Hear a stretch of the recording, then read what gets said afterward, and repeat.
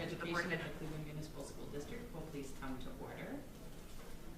In the absence of our Chief Financial Officer, Mr. Mortimer, the board needs to appoint one of its members as Treasurer Pro Tem for this meeting. So the Chair will now entertain nominations for Treasurer Pro Tem. I nominate Robert Hurd. Do I hear a second? Second. Yes. Thank you. All in favor of appointing Robert Hurd? Yes. Aye. Signify by saying aye. Aye.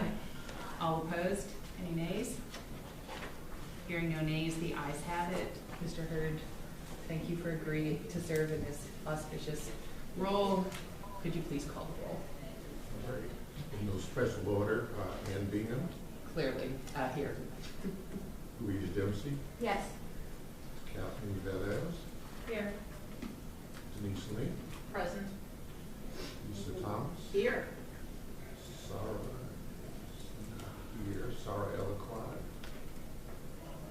Dr. Schreeder. Leah Hudnall. Here. And Robert Hurd. Here. 7 present. 7 present. We have a 4. Thank you, Mr. Hurd. I appreciate everybody being here today, and with that, I'll turn it over to Eric Gordon, who will kick us off. So, good afternoon, board members. I just want to give a few housekeeping things so that this is as comfortable of experience as possible. First of all, Mike Casserly is joining us by Zoom. He was unable to travel to be with us today. So we have a speakerphone here, and I would just encourage you to use your, your cafeteria voice so that he can hear well on his end. Drinks and snacks will be out the entire time, so please help yourself. There are also polo shirts for board members, so please select your size and take your polo shirt when you check in, because we need that table later for dinner. Bathrooms are just out this door to the left, and there's a hallway behind us, so if you need the bathrooms, just to the left here. For those of us that will be stepping out during executive session, there is soft seating in the lobby, or we're also permitted to sit in the the dining space because it's not yet open. Dinner will be at 6 o'clock in this room, and it will be a build-your-own pasta bar so that it can cater to everybody's meal preferences. Rooms should be ready for check-in in between the end of today and the dinner. And for those staying, I believe you get a coupon for beverages in the lounge, and otherwise I think it's a cash lounge if anybody is interested in that before dinner. And I think with that, I will turn it back, and we can kick off with some introductions maybe, so that Ray and Mike know everybody and that you get to know them, and I'll turn it over to Ann and Ray. Okay. Well, welcome. Thank you for joining us sort of at the last minute. This is Ray Hart, the Executive Director of the Council of Great City Schools. Would it be helpful if we sort of went around the room and said who everybody is? Is that helpful for you, Ray, to kick off that way? Okay. Okay.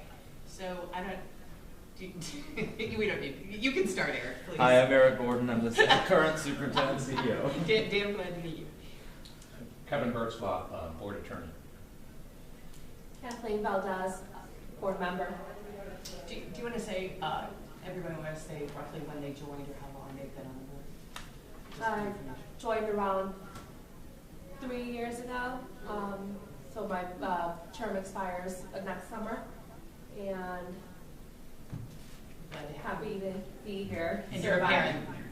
Still surviving COVID with the board. Denise Link, and I began on the board in 2007. I arrived a couple months before Eric, and happy to be here. Louise Dempsey. And Louise has been on the board for 20 years? Louise was on the initial board, which went into place in September of 1998. So that would be, we celebrated, what, 20? Yeah. 24. So we celebrated 20 fairly recently. But yes, she has served under every mayor since we've had an appointed board. Probably, yes, and we are grateful for that. And I'm Ann Bingham, and I've been on the board since 2014. And Robert Hurd, I've been on the board since Almost. 2004. Continuously since 2004? Yep. Okay. And Robert is too humble to tell you that he's currently the president of the Ohio School Board Association. I'm Lisa Thomas. I've been on the board since November 2011, right after Eric was named CEO, and I applied specifically because he became CEO. I was just so taken with them by what I had read in the paper that I threw my head in and was lucky to get selected. And Lisa also serves on OSBA for us as a leader. Hi, I'm Leanne Hudnall. I was appointed in August. I'm Holly Trapero. I am Mayor Ben's Chief of Education.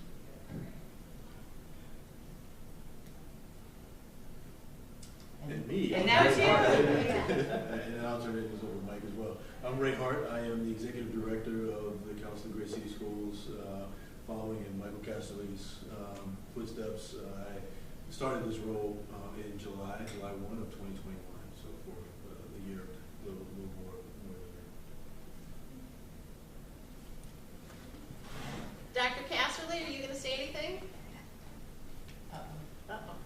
I'm sorry, the sound, Eric, seems to be cutting out. So about 2/3 of the introductions I was not able to hear. I don't know if, can you hear me all right?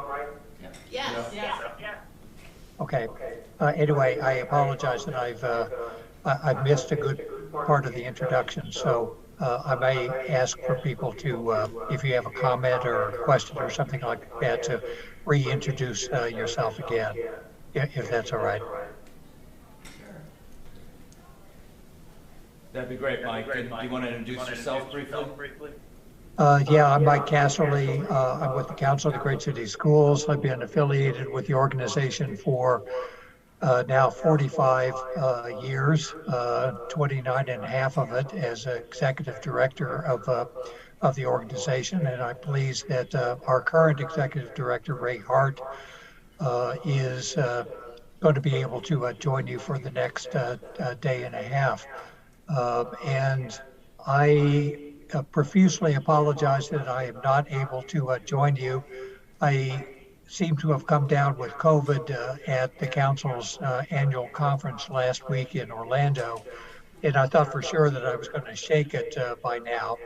But the symptoms are still there, and I'm still testing quite positive for COVID. And I didn't think anybody would appreciate it if I came while I was positive and infected the board while you're trying to do this important work. So, but I do apologize that I was not able to join you in person. And before we move forward, Sarah Ellicott also has joined in Zoom, so she's able to listen in. Just for the record, she cannot be counted as present in the meeting under Ohio law, but she can be listening in, and to the extent she's able, can unmute. I don't know if she's in a private setting or not, but Sarah, if you are and would like to unmute and say hello, you're welcome to, and otherwise I wanted to acknowledge that you're here. Thank you, Eric. Hi, everyone. Yeah, I'm mostly going to be listening just to stay on top of what we're doing. Thank you. All right, so Mike and Ray, we'll turn it over to you. Well, welcome. Thank you all for having us. Looking forward to the conversation. Mike and I will go back and forth between today and tomorrow. Mike will take the bulk of today. I'll chime in a little. I'll take the bulk of tomorrow. He'll chime in a little. But we look forward to having a conversation with you just about the process. We recognize that it's been a while since you've had to do a search for a CEO here in Cleveland. So just bringing you up to speed and where we are as a nation at this point is what we'd like to do. So Mike, I'll go ahead and turn things over to you to get started, and we'll jump right in.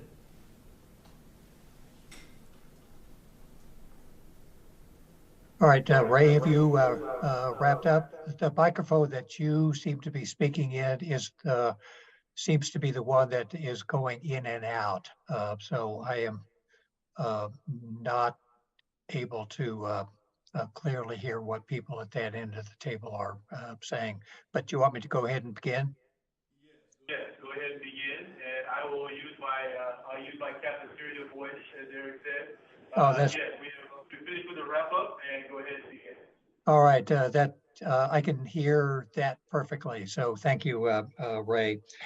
Again, good afternoon, everybody. I'm Mike Hasserly with the Council of the Great City Schools.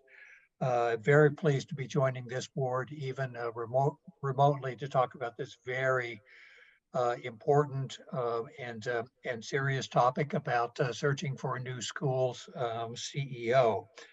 I'm going to try to break this presentation into 3 parts. We've got a lot of ground to cover between now and about 4 o'clock this afternoon, when I understand that Kevin, your counsel, is going to do some additional things before dinner. But the first part of the conversation is really going to be devoted to questions that the board ought to be asking itself before the process gets really started in earnest.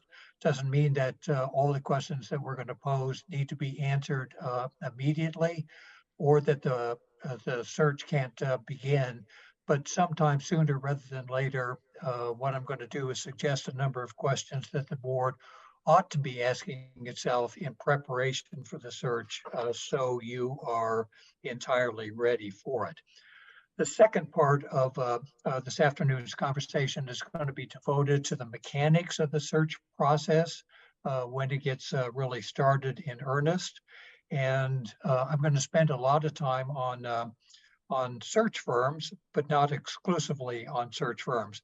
I'm going to talk about whether or not to use a search firm once you decide to do the search, and what that means, what people do if they don't use one, what to look for in a search firm, what the role of the board is during the search process, the nature of community input and advisory committees, the kinds of candidates that may be available, insiders, outsiders, traditional candidates, non-traditional candidates, and the like, where to find candidates for CEO, who it is that you are going to be competing with amongst the other major city school districts across the country, what the likely size of the pool, candidate pool is probably going to be, what the costs of the search could be, overall time frames for the search, what are the best times to search, how long does it take, what are the ranges in the time frames, who pays for the search, media access to the process, and the like. We're going to cover lots of individual details, and part two of the conversation this afternoon is probably going to be the longest. The first part and the third part are probably going to be the shortest. The third part of the presentation this afternoon are going to be examples of good and bad searches. I'm going to be mostly high level on what the characteristics of good and bad searches are. From time to time, I will name districts that have conducted particularly good or particularly bad searches, but it's not my goal here to embarrass any particular city school district that has conducted a bad search. So I may just give examples of what that looks like without necessarily naming the district, because some of what really bad searches consisted of were done so long ago that probably the current people on the school board wouldn't even remember that it happened. I'm going to be happy as we go through this, part 1, 2, and 3. If you interrupt me or you have questions or comments at certain junctures, please just raise your hand or ask Ann or Eric to kind of interrupt, because I can't necessarily always see everybody's hand raised in the room, because everybody looks pretty far away to me at the moment. But please interrupt with any questions or comments as I go along that you think are necessary. Also, if we get into a particular topic and you don't really think that we need to devote a whole lot of time to it, or we don't need to devote any time to it, just call my attention to that fact, and we will move on from that topic, because I don't want to spend any more time on something that you don't want to talk about or you don't need to talk about because you're already pretty well versed in the topic. So just sing out if you don't think we need to cover a particular issue. So with that, shall we go ahead and begin? So before we begin, I just wanted to point out to the board that part 1 and part 3 are scheduled for public session, but because of the level of detail that Mike just described, part 2 will pause, so the board can enter executive session for that discussion. So just wanted to call out that you'll see that on the agenda. So Mike. Right. Also, in addition to your issuing any comments or having any questions along the process of this presentation, I wanted to indicate that from time to time I'm going to call on Ray Hart, and Ray, please sing out if there are additional points that you think need to be made. And also, when we get to the issue of confidentiality, Kevin, I'm going to call on you to say a word or two about whether or not there's anything in the board's rules, regulations, and laws that govern issues of confidentiality that I don't necessarily know about. And then also, I'm going to invite Eric, if it's okay with the board, to sing out on the search process as well. The board may or may not know that he actually ran the search process for the Council of the Great City Schools when I announced that I was stepping down. So he is actually very familiar with a search that was done quite recently. If he has additional thoughts or perspectives on this process that might be helpful for the board, I invite him to say a word or two as well. Okay, does all that sound acceptable? All right, why don't we go ahead and begin? And by way of introduction, let me just say that this is probably going to be one of the 2 or 3 most important things that you do as a Board of Education, along with selecting goals and monitoring the progress of the district. The selection of a CEO is one of the most important things that a school district Board of Education can possibly do. So the seriousness of this moment cannot really be overstated. As I think everybody knows, it's been some time since Cleveland has had to recruit a new superintendent. I forget exactly, Eric, when the last search was, 13, 14 years ago, something like that. And I think a couple of the board members have actually gone through this process before, but it's been a while since the entire board had to do this. But I have to say that the board's ability to retain its superintendent over the last decade and a half or so has not only improved your odds of boosting the academic performance of the kids and attracting new talent when it's necessary, but your ability to retain your current superintendent for a sustained period is a major selling point for this Board of Education and this school district as you are considering candidates for this position. Cleveland is an important player on the national stage. You are likely to attract first-rate candidates from across the country if you decide to do a national search. And that's an open question that you'll need to ask yourself whether or not you want your search to be a local search, a regional search, or a national search. But because Cleveland is a major player on the national stage, you should expect to get candidates from across the country. In general, all of the candidates who are going to be applying for this job are going to be asking them a simple, single question, and that is, can I be successful in this school district? Whether I am somebody who has applied from inside the school district or applied from outside the school district, everybody is going to be asking them the same question, and how it is you position yourself as a board to help them answer that question with a resounding yes is going to move this search along ever more swiftly and successfully. So part 1 of this presentation is really devoted to asking the question about whether or not you are ready for the search. These are preliminary questions that have less to do with the nuts and bolts of the search than they do with whether or not the board is ready for the nuts and bolts of the search. Now, if you ask most people who have conducted searches, or if you ask various search firms, they are likely to suggest that the process of beginning a superintendent search really begin by board members asking themselves about the kinds of characteristics that they want to see in a new superintendent. That is, Should they have urban experience? Should they have been a superintendent before? Should they have worked in a big city school district? Should they have particular kinds of academic backgrounds and the like? These are all questions about the personal characteristics of your candidates, and they are good questions to ask. But to my mind, they're the wrong place to start.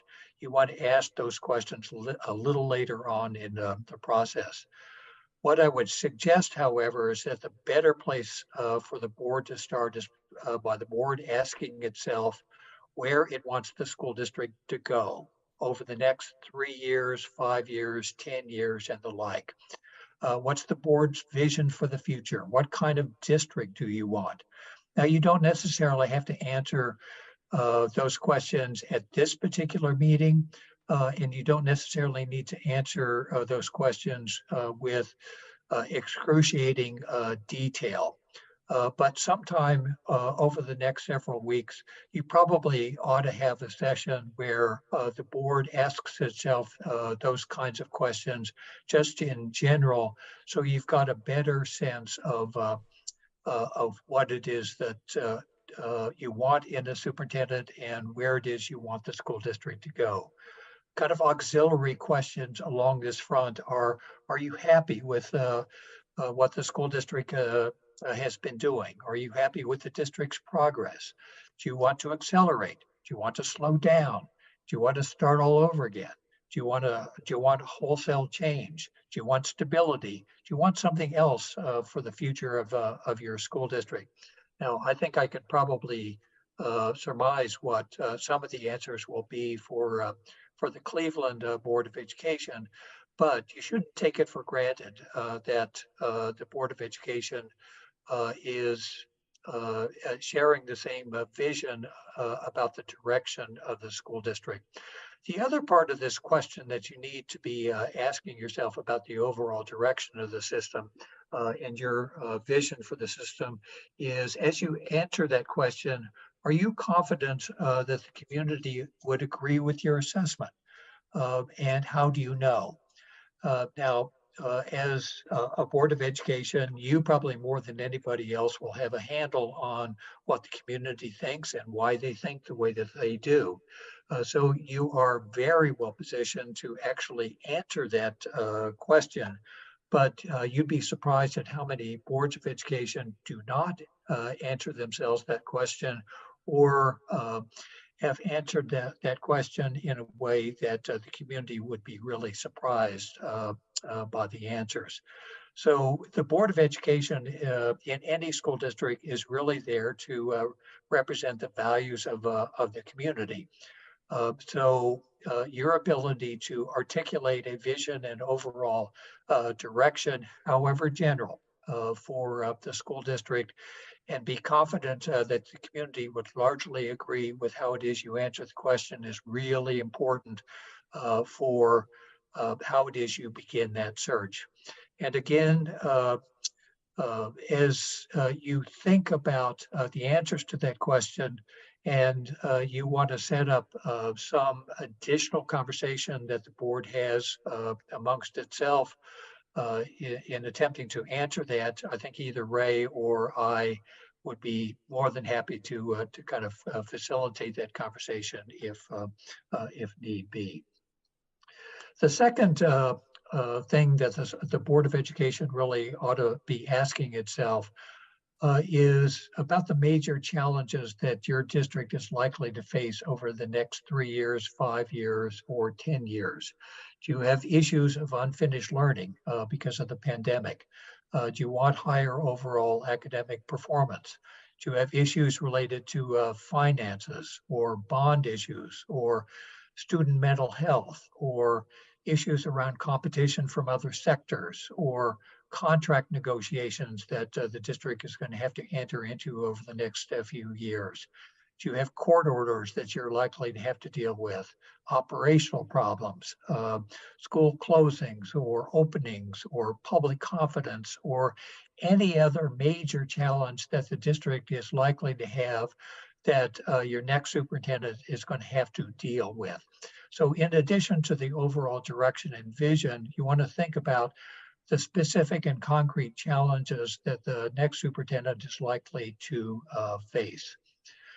The third set of questions that you might want to address is issues of priorities from the previous administration that were left unfinished or unaddressed for whatever reason that the new superintendent will need to tackle and understand whether those are still priorities or whether or not they were old priorities that simply faded into the background. But these are priorities that the previous administration may have had that for one reason or another, finances, political needs, or other reasons simply didn't get done, but you want the next superintendent to address. Part of this question is really for the board to ask itself what it is you learned from your interactions with the outgoing CEO that you want to apply to your interactions with the new CEO.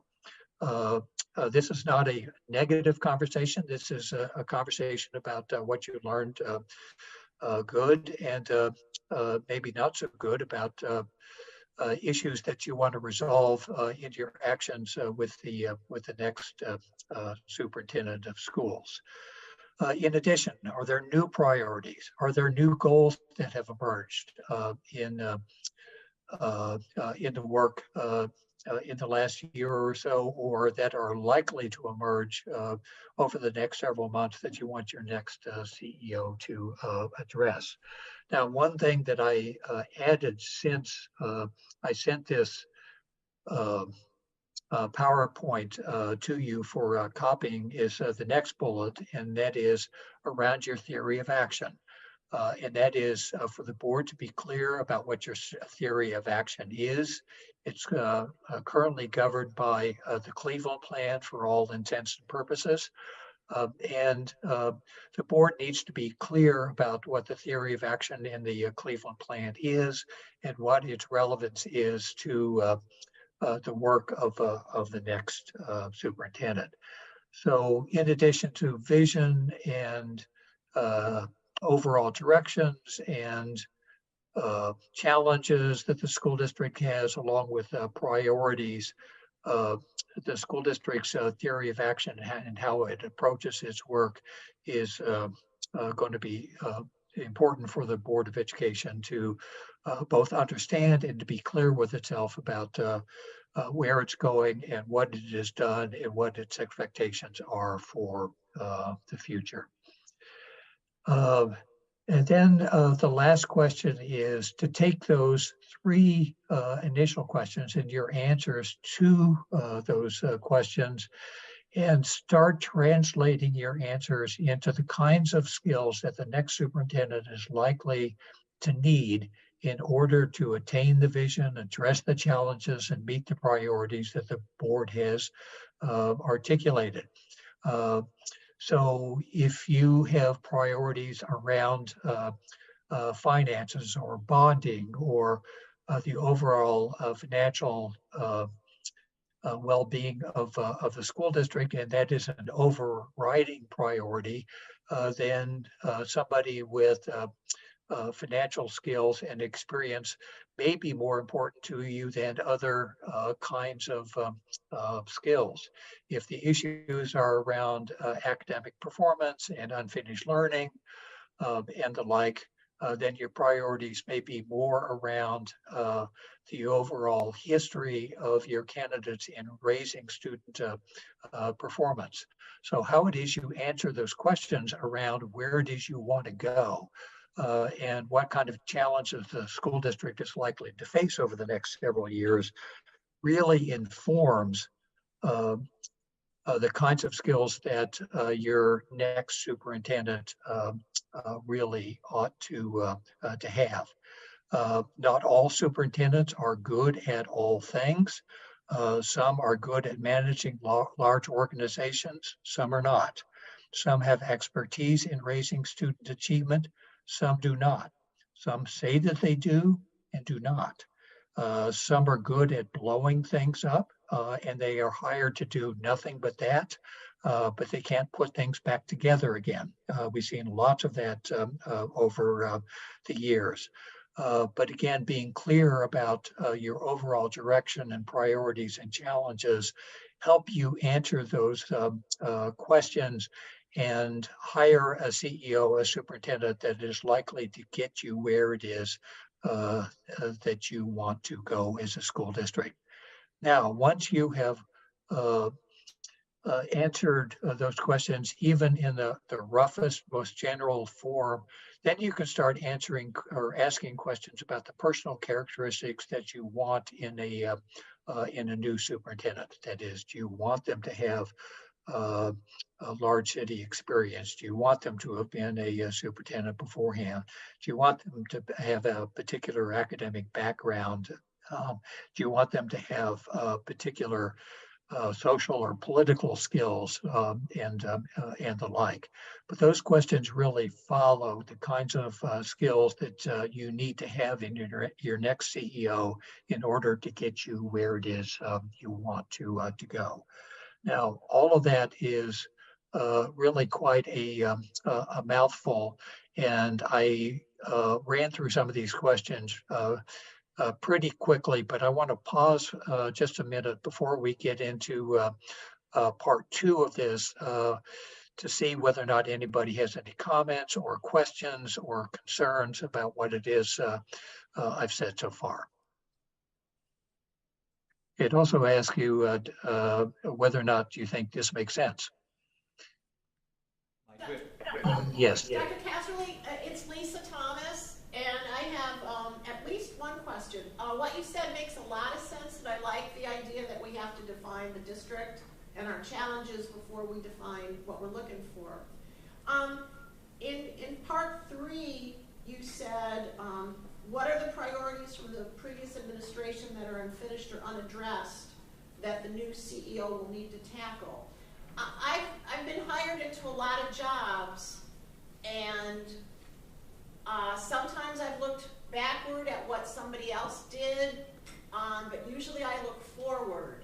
So what's the requirement that a new CEO has to adopt priorities from the previous administration?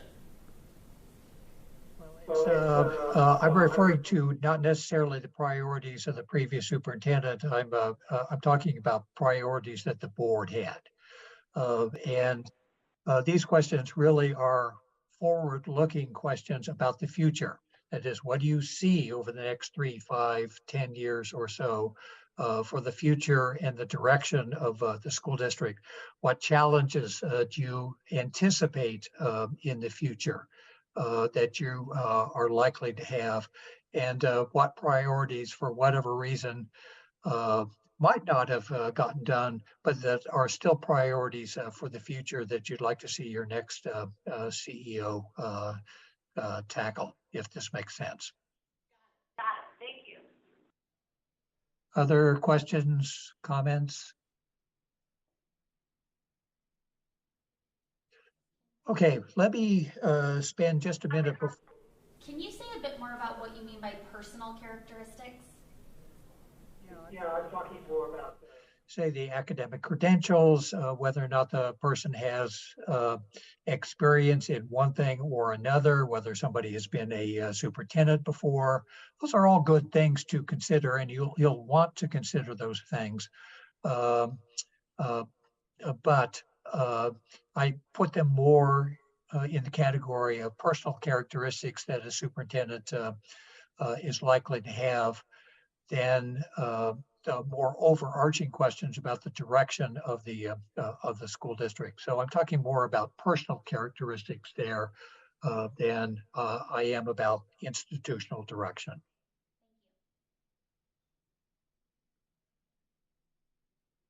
Does that answer your question? Yes, thank you. Right. Let me just say one other word about this part of the process and its importance. Uh, and ask the question about what happens if you don't answer questions like this, or you're not clear about what it is that you want.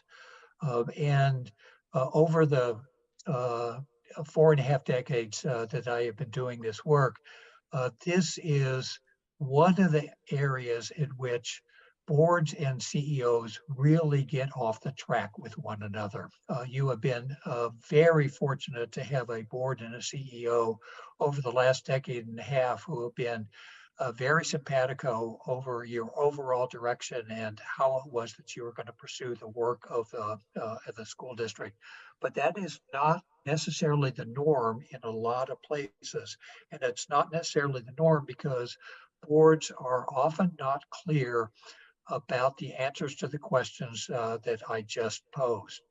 But in lots of different cases, what ends up happening when the board is not clear with itself about your overall direction and challenges and priorities and the like is that the board will hire somebody who brings their own vision or their own priorities or their own challenges or their own theory of action to the table, but it's not your priorities, it's not your vision, it's not your theory of action and the like. Let me pause for just a second and give you a good example of this. It was actually some years ago when the superintendent of one of our districts was hired by a board of education, uh, brought their own vision and theory of action with them. And part of the new superintendent's theory of action was that basically to keep it fresh amongst the staff of the school district, he was going to rotate all of the principals in the school district every year to a new school. And that was his way of trying to keep everything kind of fresh and up to date. Now, needless to say, a theory of action like that, besides being rather inarticulate, also causes enormous community and family upheaval because nobody knows their principal, and as soon as they do know them, that person is moved on to a new school, and what ends up what happened in a situation like that is that the Board of Education was completely surprised that this is what the superintendent had in mind when they were hired, but nobody bothered to ask what the superintendent's overall theory of action or priorities were, nor did the Board of Education ever articulate any of their own. So what ends up happening in a situation like that is the Board of Education wakes up one morning and says to itself, gee, this is not really what I had in mind with this superintendent. But the problem was that the Board of Education never articulated what it had in mind. So it hired somebody who had something in mind that was different from what the Board of Education had in mind. But both bodies really talked past one another, and it was a recipe for disaster. Also, one of the risks that you run of not answering these questions, again, even in the most general form, is that you run the risk that talented staff in the district will start to leave because they can't see where or how they fit or where the district is going next. So if the district or if the board is not clear about where it's going, staff will start hedging their bets about whether or not they want to stay in the district. Also, there's a possibility if the board isn't clear about some of these things, that the good things that the district has done over the years start to get dismantled by a new superintendent because the board hasn't made it clear that these kinds of programs or activities are the kinds of things that are producing results, and we would like to keep this overall direction. So there's also a good possibility that the superintendent will not succeed under these circumstances. And remember, the question that most of your candidates will be asking in this process is, will I be able to succeed? And the board not being clear about its overall direction rather ensures that the superintendent will not succeed and is likely to exacerbate CEO turnover sooner rather than later because the board and the CEO were not on the same page from the get-go. And finally, one of the risks of not being clear with yourself as a Board of Education about some of these questions is that public confidence gets undermined and progress in raising student achievement is put at risk. And I have seen the ramifications of this over and over and over again in big city school district after big city school district when people simply thought that it was enough to decide on the personal characteristics of their new superintendent, but didn't do the important work of deciding about your overall direction and vision and challenges and began to translate the answers to those questions to the skills that you needed to have in your next superintendent. It is the recipe for dysfunction and turnover in your new superintendent. And whether or not you realized it or not, Cleveland has done just the opposite of that bad behavior over the last decade and a half by having a board that was clear with itself and also having a CEO that worked hand in glove with the board on the overall theory of action, the priorities and the direction that you wanted. And that's one of the kind of overarching reasons why the district has been as successful as it's been over the last few years. So again, let me pause there before we move into part three to see if you have any questions or comments, particularly about some of the risks that you are likely to incur without addressing some of these challenging questions.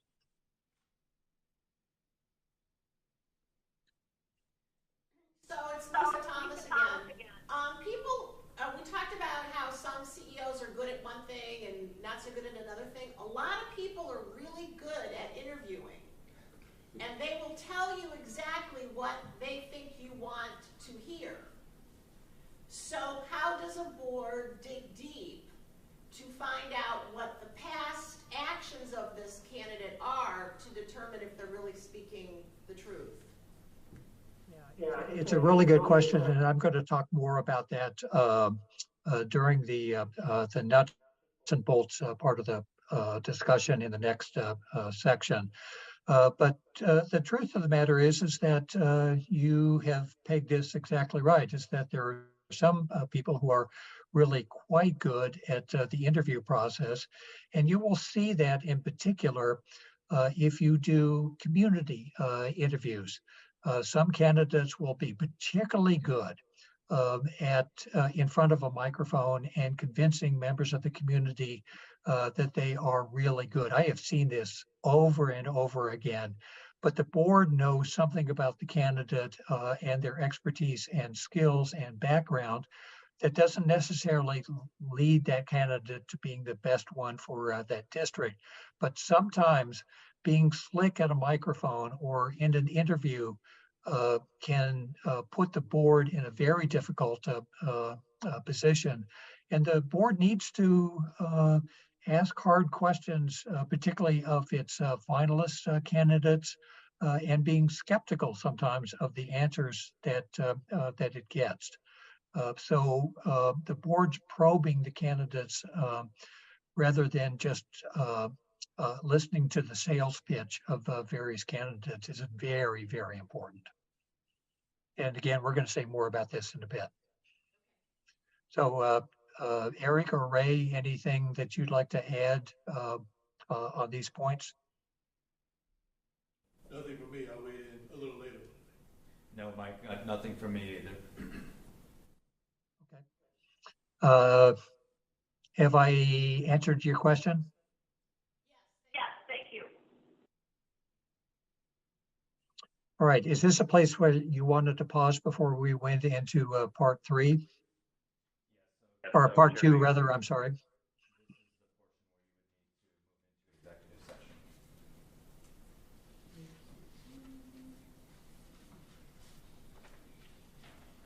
Okay, the chair will now entertain a motion that the board enter into executive session for the purpose of considering the employment, appointment, and compensation of public employees.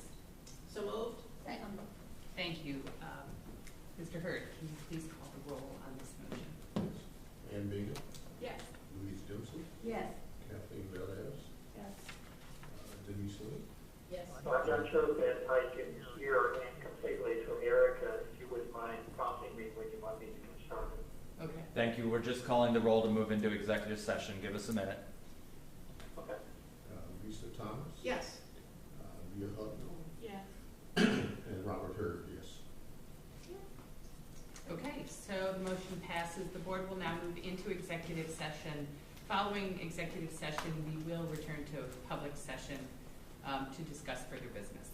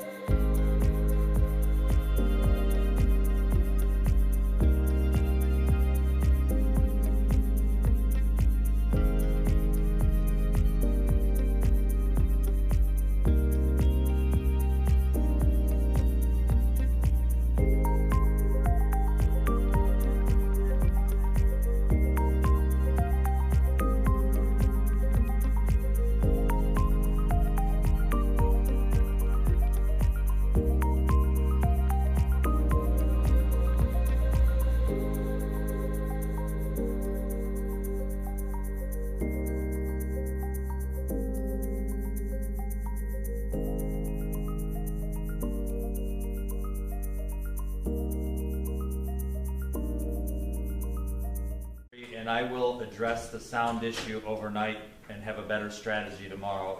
It's just, we have to figure out a better place for the conference phone that everybody can work. Yeah, part of it is just the logistics of everything. I think that's perfectly understandable. I think when it comes to the discussion about kind of ground rules for the board, Ray's going to handle that discussion tomorrow, and I'm going to step back and be in support.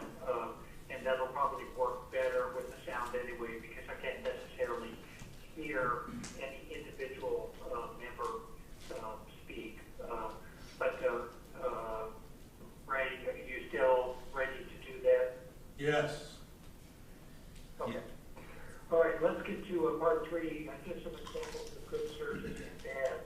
And I'm going to do this pretty quickly because I know Kevin has some additional things that he wants to cover this afternoon before the caterer wanders in. Typically, good searches have a number of different features that don't necessarily all look alike. But when the search is working well, it's because the school board is clear about its direction and challenges and priorities, and it comports itself according to those directions, challenges, and priorities throughout the search. The school board acts as a team, and individual board members work together for the benefit of a successful search. Third, the process uses agreed upon and transparent objective and criteria that are easily explained to the public.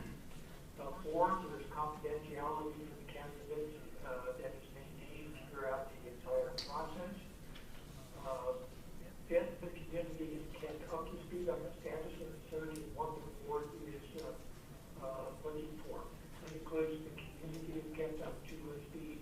City Hall, the mayor is kept up to speed on the status of the search and how things are going with the board.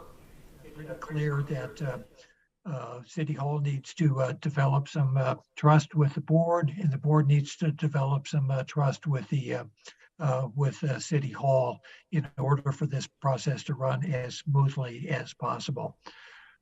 In general, candidates need to be interviewed by how they address the board's vision, as we talked about earlier. And candidates, when you get down to the finalists, are held accountable for the goals the board is setting. There's lots of examples of really successful searches throughout the council. One of the best searches that I saw was the one that Eric actually ran on behalf of the council, and a lot of the features of that search that Eric ran for the council captured many of those things on behalf of a national organization that I just ran through. But there's lots of examples across the country and how this has worked. Probably the more interesting is where searches have been done poorly or they don't work successfully, is the school board hunting for flashy candidates who don't meet the goals of the district or the priorities of the vision of the district. I can't tell you how many searches start with, we're going to ask Colin Powell, who is passed at this point, but the number of districts that have said, we're going to get a really flashy, nationally known candidate to run this school district because we are who we are. And it doesn't make any difference whether that person actually is a good candidate or a bad candidate, but they simply meet the board's need to name somebody who is nationally known, is one of the ways in which this process goes off track. It also goes off track when the board doesn't know what it wants. And we talked about that earlier this afternoon, but it's there simply to fill the slot of the superintendency, but doesn't have any expectation about what they want the person to do or what the overall direction of the school district is. That is probably the place where this process goes awry more often than almost any place else. Corollary with that is that the search firm simply fills the slot without the board indicating what its preferences and direction is, and they hire somebody or you hire somebody or the search firm voice somebody on you who's a poor match for the district and the priorities that you have set. I've seen it over and over and over again. And if you flip back to the slide on the risk that you run when when the board is not clear about its overall direction and priorities, you end up with a poor match and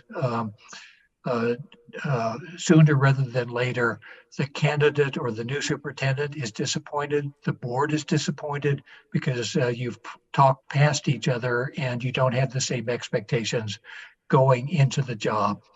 Also, these processes can be undone rather quickly by breaches of confidentiality. And that could be by anybody in the board. It could be by anybody that the board brings into the process. It could be done by City Hall. It could be done by the business community.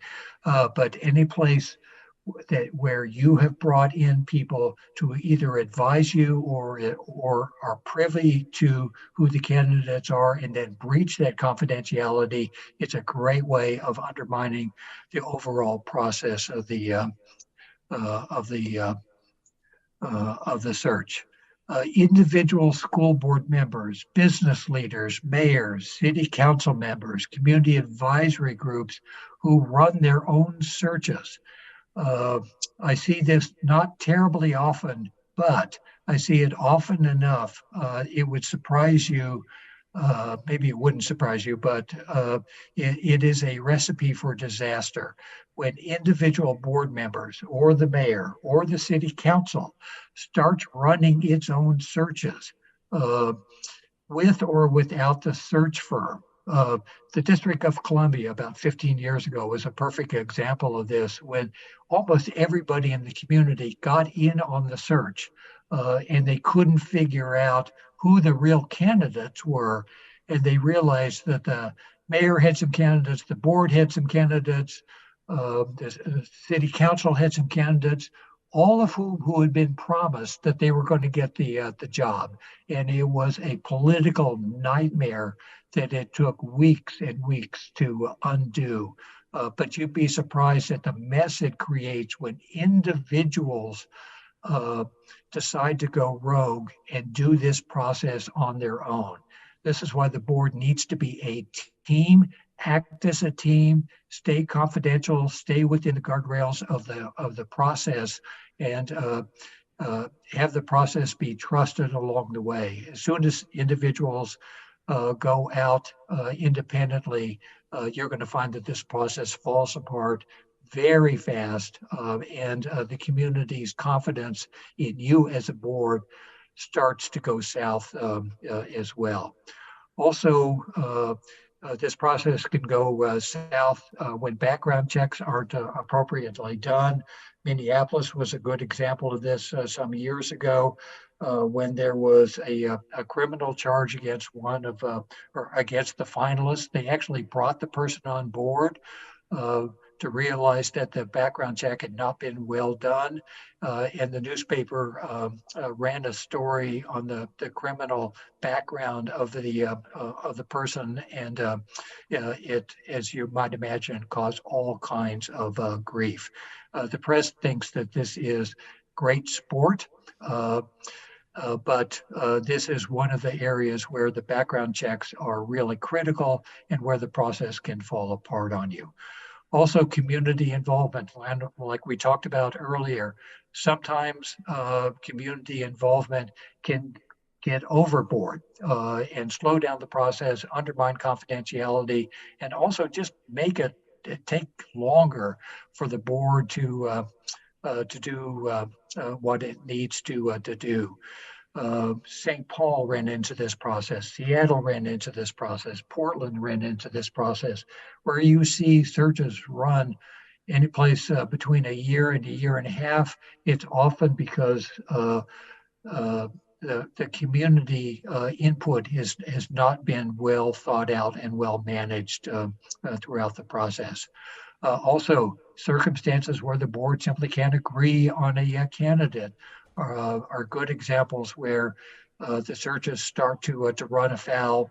And believe it or not, we've had circumstances in the past where individual members of the board, typically the person who is in charge of the search process, actually does the picking without ever telling anybody who they picked, and then they promise the job to somebody, and then the board couldn't undo it. I've seen that situation in Pittsburgh and in San Diego. So to the extent that you pick somebody, do it as a board. And no one person should be picking the superintendent. No one person on the board should be picking this without the knowledge of others. So, as I said at the outset, there's lots of ways to do this right, but there are tons of ways to mess this up. And what I'm kind of outlining here and on the previous slides are some of the features of a good search and examples of where the process can go wrong. And let me ask Ray or Eric if there's anything on this front that you want to raise up. Nothing from me. The only thing that I would say is one of the lessons learned from our search when I was selected is that search did have a committee that brought candidates to the board, and in my opinion, and I even went through the process, the board was brought into the process too late. And fortunately, the board had the courage to say, we're not going to do that. Well, fortunately for me. But Fortunately for us too. But a lesson learned, though, is it would have, had the board not had the courage to say we didn't have the candidate we want, the board could have ended up selecting a candidate that was less than expected. And then these things that Mike's talked about, could have played out. So I just, And Eric, we did talk The about fact that if you get down to, say, the last three candidates and don't have somebody in the wings like you that the board could have picked from, if you get down to the last three candidates and you're really not confident in any of them, you can go back for a second round of a second dip into the pool and see who else is out there. There is nothing wrong with that. You'd almost rather do that and risk a short-term story in the press than to hire the wrong person and have to live with them for an extended period of time. It's just the overall teamwork, integrity, courage, and smartness of the board here is really critical in making this process work. You've got all of the right people here. Cleveland is a terrific city. You've made enormous progress over the last several years. The fact that you have retained your superintendent and a good one for an extended period of time is going to be a real selling point on the part of this board and the city. And I am highly confident that you are going to attract good candidates going forward. So I am very optimistic about your chances here and the future of the school district moving forward. About this slide, Mike, you talked about how the school board not knowing what it wants except to fill a slot as a concern. We are, of course, 9 different school members. We, tend to agree a lot of times on most things, but we obviously all don't have the same opinion. We have to have, for this decision, the concurrence of the mayor, and we talked about having the opinion of the community, the true opinion of the community through different town halls and things of that nature. How do you foresee having maybe not knowing what it wants because as a concern because there are maybe too long of a list of Voices? voices, or qualities that we're looking for in a particular candidate. Well, again, the reason why I put that particular bullet down and then spent all of that time at the beginning of this presentation was to try to make sure that you know what you want and don't get yourself into a situation where you don't, or you're uncertain, or you don't know what your community expects by way of the direction and the future of the school district and their children. So you don't want to be in a place where you don't know what you want. And that's, you could be there if you started the process by saying, well, gee, I want the next superintendent to have the following personal characteristics, but that's not necessarily what the success of the superintendency is going to ride on. It's going to ride more on whether or not the CEO and the board are simpatico about what it is you are doing and why. And the personal characteristics tend to be interesting and sometimes are helpful, sometimes are not, but it's not always the point. The point is that you are all in agreement about where it is the school district needs to go next, what your priorities are. I mean, everybody is dealing with the aftermath of the pandemic, and it's hard for me to imagine that a good part of what you want is just to make things right for all of the kids and families who lived through this awful experience over the last 2 or 3 years, and make up for any unfinished learning that the students have faced. But it's really up to you to answer those questions about what you want. And again, Ray or I would be happy to come back and work with the board to be more explicit about all of those things, if you think that would be advantageous.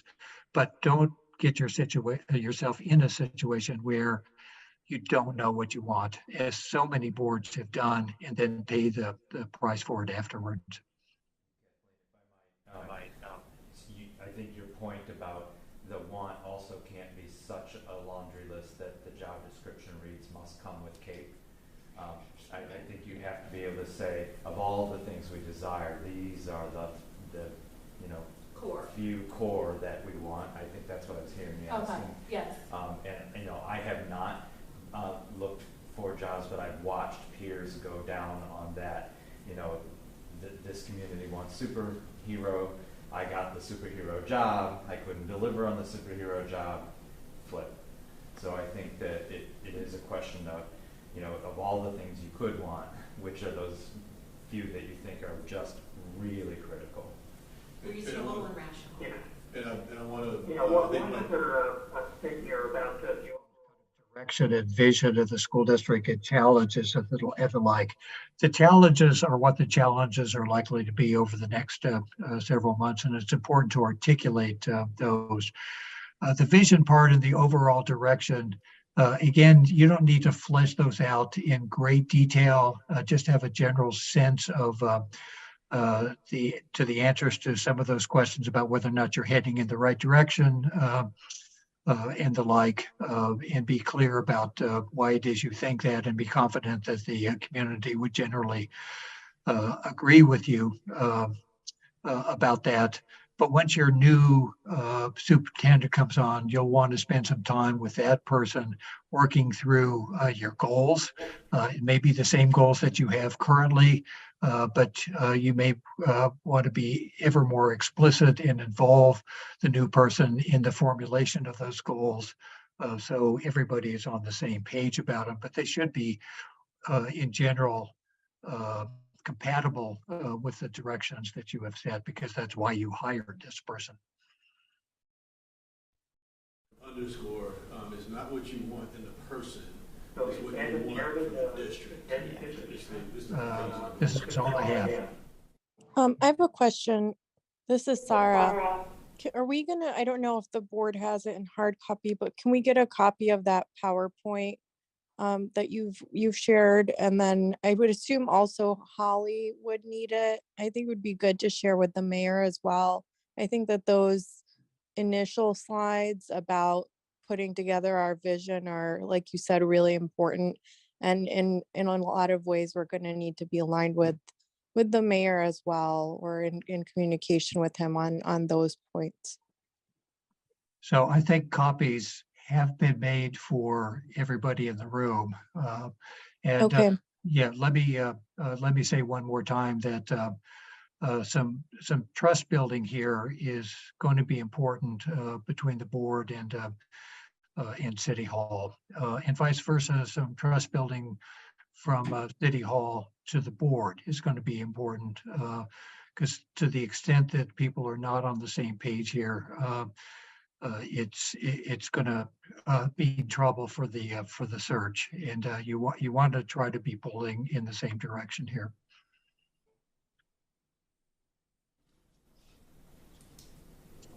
So Ray or Eric, anything else?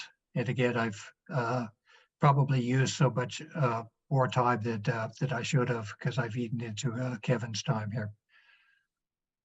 But I hope okay. this has been useful and given you some things to think about. And again, Ray or I'd be happy to come back and work with you on some of this if need be. Thank you, Mike. We're going to adjust for tomorrow, so we've got Kevin's part. That's just fine, so don't worry about that at all. And Sarah, we do have the slides, and Chair Bingham sent them to you, and we have printed copies as well, and Holly has them as well. Thank you. Is that Sarah's envelope there? No, the same one as on. I have Sarah's envelope over here. Do you want to put a paper one in there? I sure will. Okay. Yeah. And again, I'll be with you tomorrow morning, but Ray's going to lead that discussion, but I'll be here to support. Okay, that's great. Any questions or anything before we adjourn? Seeing none, Chair. What was that? He asked if it was useful. Oh, it's very useful. Thank you very much. Thank you, Mike. You're getting a lot of praise. Okay. And we're going to go ahead and adjourn the meeting, so you probably won't hear that part, but we're going to go ahead and adjourn. Okay. We hope you feel better. For sure. Thank you. Me too. You bet. The chair will now entertain a motion to adjourn this meeting. So moved. Second. Thank you. Hearing no objection, the meeting is adjourned. We will reconvene tomorrow at 8:30 A.M. a.m. Yes, a.m. Goodbye.